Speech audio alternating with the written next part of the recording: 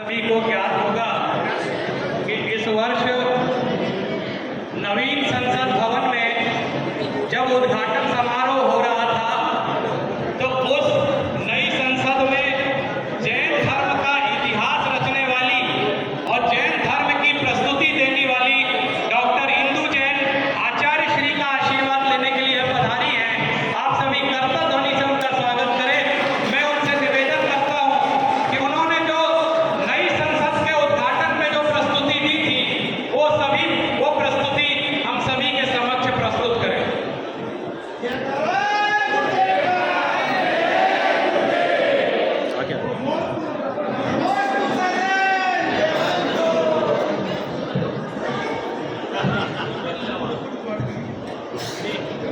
बगल से आओ, इधर बगल से आगे।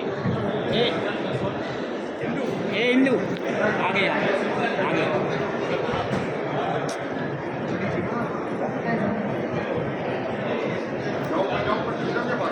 रमो झिड़ाड़ो, जय जिनेन्द्र, जय श्री आदिनाथ, जय श्री महावीर। एक साथ आप लोग एक बार बोलेंगे, रमो झिड़ाड़ो, जय जिनेन्द्र, जय श्री आदिनाथ, जय श्री महावीर। वर्षों से हम खोज रहे थे, अब तक इतने सूत्र मिले हैं। जहाँ आपके चरण पड़े हैं वहाँ भूमि पर तीर्थ खिले हैं। आपको पास पाकर मन के प्रांगण में दिव्य ज्ञान की वृष्टि हुई है। जहाँ आपकी दृष्टि गई है वहाँ पुण्यमय सृष्टि हुई है, वहाँ पुण्यमय सृष्टि हुई है। आचार्य श्री के चरणों में सत्संग नमोस्तु नमोस्तु नमोस्तु। 7वीं शताब्दी के सुप्रसिद्ध न्याय विद्या भूषण आचार्य भट्ट अकलंक देव द्वारा रचित लघियत्रय जैसे महान और गंभीर ग्रंथ पर यहाँ पर मुझे आचार्य श्री के सानिध्य में आयोजित त्रिदिवसीय संगोष्ठी में आज मुझे इस धर्म सभा का मंगलाचरण करने का अवसर प्राप्त हो रहा है। ये मेरा अति सौभाग्य है। आचार्य श्री विष्णु सागर जी महाराज जी जिस चेतना को विकसित करने का कार्य कर रहे हैं वह अद्वितीय है और विशुद्ध देशना के माध्यम से जैन धर्म के मूल सिद्धांत सहज सरल रूप में जन जन के मन तक पहुंच रहे हैं। यूट्यूब के माध्यम से लोग देश ही नहीं विदेशों में भी सुन रहे हैं और धर्म की एक महनीय प्रभावना हो रही है। जब नवीन संसद